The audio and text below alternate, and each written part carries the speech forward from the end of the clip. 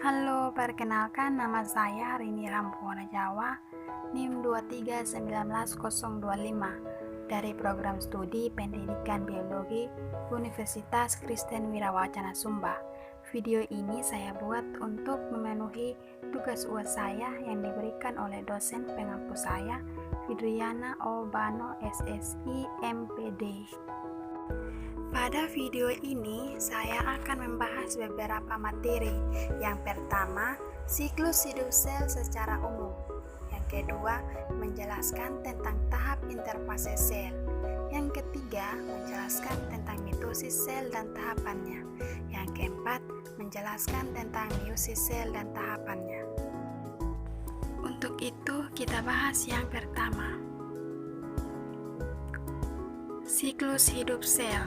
Sederhananya, siklus sel adalah siklus kehidupan sebuah sel.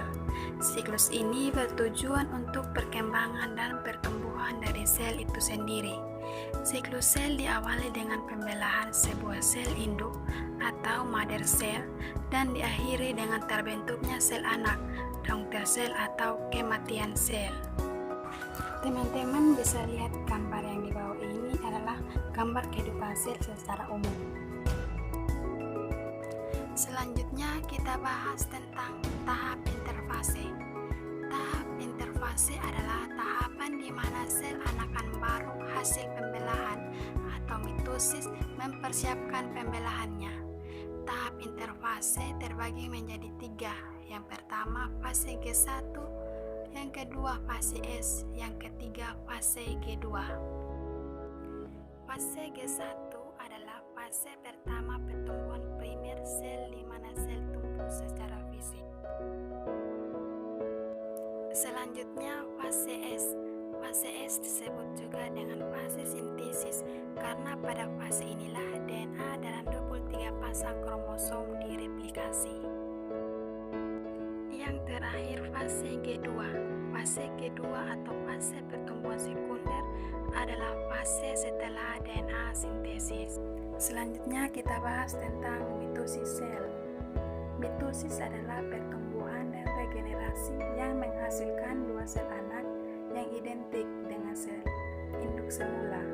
Mitosis hanya terjadi sekali dan hanya berlangsung selama somatisasi.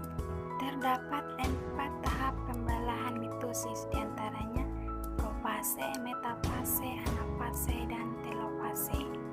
Yang pertama, profase. Profase adalah tahap pertama mitosis, yaitu pemadatan dan penebalan kromosom menjadi struktur X sehingga lebih terlihat. Struktur X terbentuk dari 2 kromatid yang disatukan oleh sentrom. Bisa kita lihat pada gambar di sampingnya, teman-teman. Selanjutnya ada metafase. Metafase adalah tahap kedua dari mitosis saat membran inti sudah tidak ada, sehingga kromosom keluar dari inti dan berada di sepanjang bidang ekuator sel.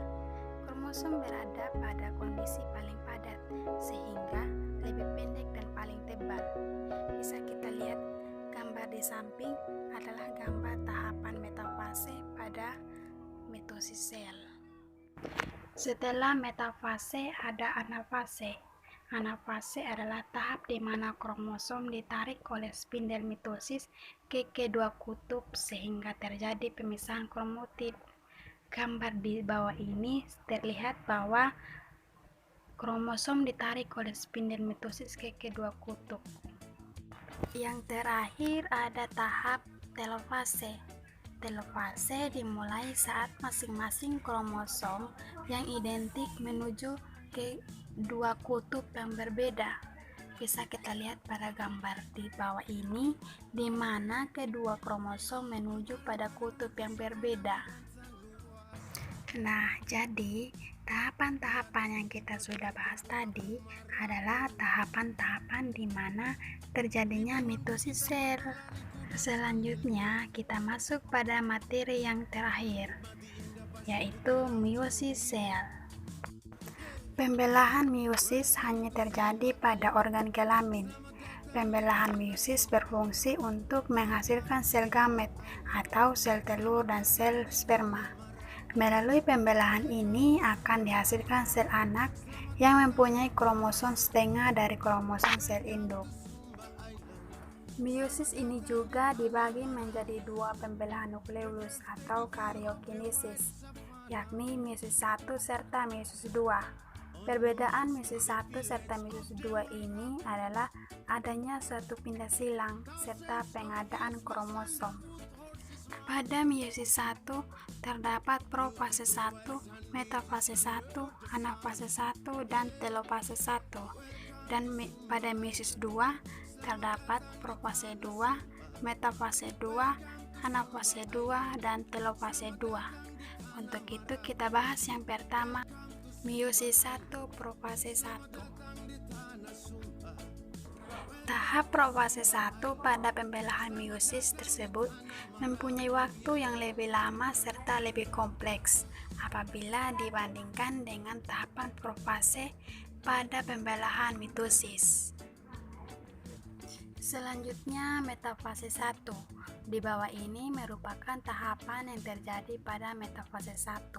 Di antaranya, dinding inti serta nukleus atau anak inti itu menghilang, lalu terbentuk benang-benang spindel. Kromosom homolog atau G- tersebut bergerak ke bidang ekuator dengan sentromernya mengarah ke kutub. Di samping bisa kita lihat gambar metafase 1. Di mana kromosom homolog atau tetrat bergerak ke bidang ekuator sel dengan sentromer mengarah ke kutub. Lalu, masing-masing kromosom berikatan dengan benang spindel pada bagian sentromer.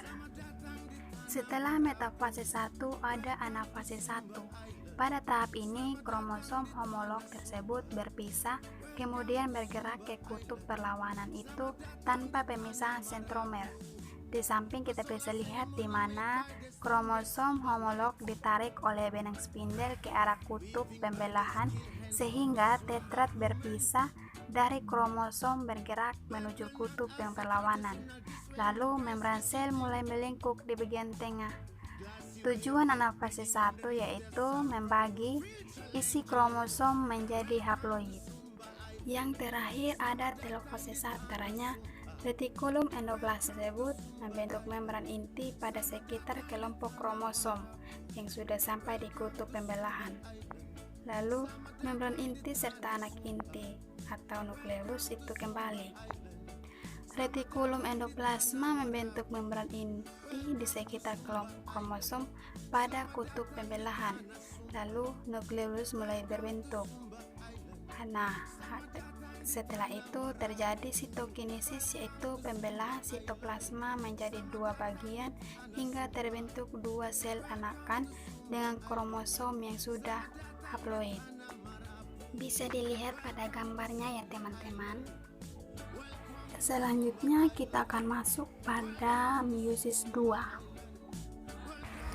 Pada pembelahan tahap meiosis 2 ini berlangsung seperti mitosis, namun sel-selnya itu sifatnya adalah haploid atau N.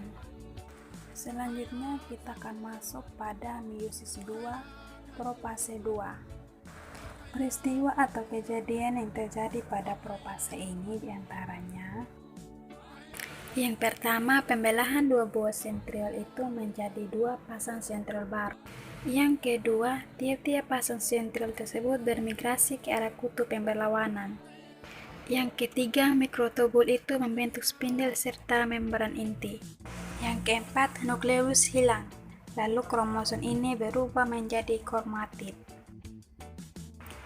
Metafase 2, peristiwa atau kejadian yang terjadi pada tahap ini diantaranya spindel tersebut menghubungkan sentromer itu dengan kutub pembelahan, lalu kromatid itu akan tertarik ke bidang ekuator. Selanjutnya, meiosis 2 anafase 2 terjadi pada anafase 2 di antaranya yaitu seluruh isi sel serta benang-benang spindel dari gelondong itu bertambah panjang. Bersamaan dengan itu, sentromer tersebut membelah menjadi dua. Lalu kromatid yang berpasangan itu saling berpisah serta masing-masing kromatid itu bergerak ke arah kutub yang berlawanan. Yang terakhir kita masuk pada meiosis 2 telofase 2. Peristiwa atau kejadian yang terjadi pada telofase 2 yaitu yang pertama, benang-benang kromatid yang sudah sampai di kutub itu akan berubah menjadi benang-benang kromatin. Yang kedua, karioteka serta nukleus akan terbentuk kembali. Yang ketiga, pada bidang pembelahan itu terbentuk sekat yang membagi sitoplasma tersebut menjadi 2 bagian. Yang terakhir, terbentuk 4 sel baru itu dengan jumlah kromosom 1 atau 2.